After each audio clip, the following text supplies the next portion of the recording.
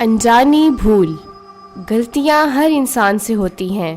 کچھ غلطیوں کو ایکسیپٹ کر کے ان کو سدھار لیا جاتا ہے، پر اگر ہمیں کسی ایسی غلطی کی سزا ملے جو ہم سے انجانے میں ہو گئی ہو تو۔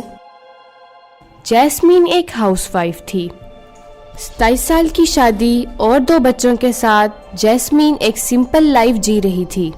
وہ ایک ماؤنٹین میں رہ رہی تھی اور اس لیے اس کے ہسبینڈ کو کام کے لیے گھر سے دور ٹریول کرنا پڑتا تھا، اور جب اس کے بچے باہر پڑھنے چلے گئے تو اس کو اکیلے رہنے کی عادت ہو گئی تھی۔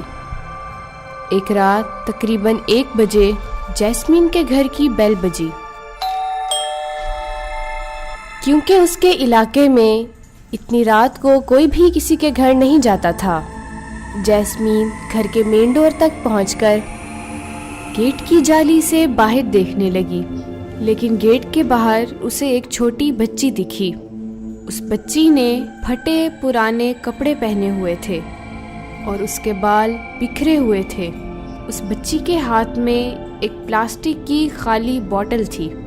جیسمین کو اتنی رات میں ایک چھوٹی بچی کا آنا تھوڑا عجیب لگا، تو جیسمین نے بچی سے پوچھا کہ وہ کون ہے اور وہ اتنی رات کو اس کے گھر پر کیا کر رہی ہے۔ وہ چھوٹی بچی جیسمین کو پانی کی بوتل دکھا کر کہنے لگی کہ وہ بہت پیاسی ہے اور اس کو پانی چاہیے۔ یہ کہتے ہی اس بچی نے رونا شروع کر دیا۔ اس نے جیسمین سے کہا کہ اس نے صبح سے پانی نہیں پیا۔ ایک چھوٹی بچی کو روتا دیکھ جیسمین کو اس پر ترس آ گیا۔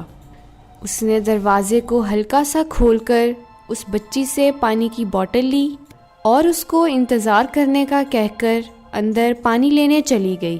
کچھ ہی دیر میں جب جیسمین پانی سے بھری بوتل لے کر واپس آئی تو اس نے دیکھا کہ گیٹ پر اب کوئی بھی نہیں ہے۔ جیسمین نے تھوڑا گیٹ سے باہر نکل کر بھی دیکھا، پر اسے وہ بچی کہیں دکھائی نہیں دی۔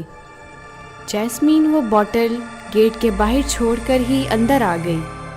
اسے یہ سب عجیب سا تو لگا، لیکن اسے بہت زیادہ نیند آ رہی تھی، اس لیے وہ پھر سے بیڈ پر جا کر سو گئی۔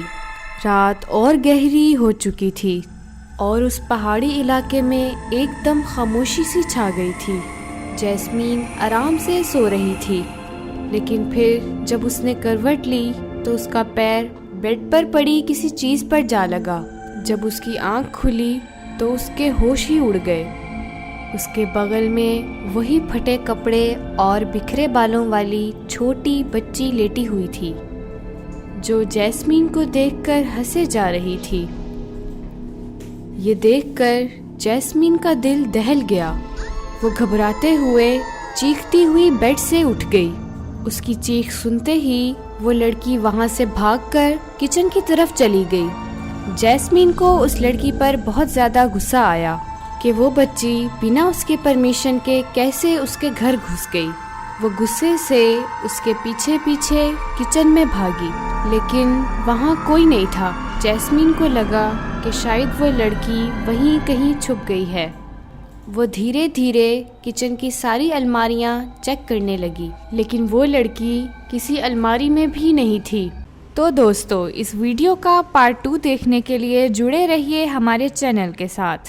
اگر آپ کو یہ ہماری کہانی اچھی لگی تو ہمارا چینل آہٹ سٹوریز کو ضرور سبسکرائب کریں، اور ہاں، بیل آئیکن آن کرنا مت بھولیے گا۔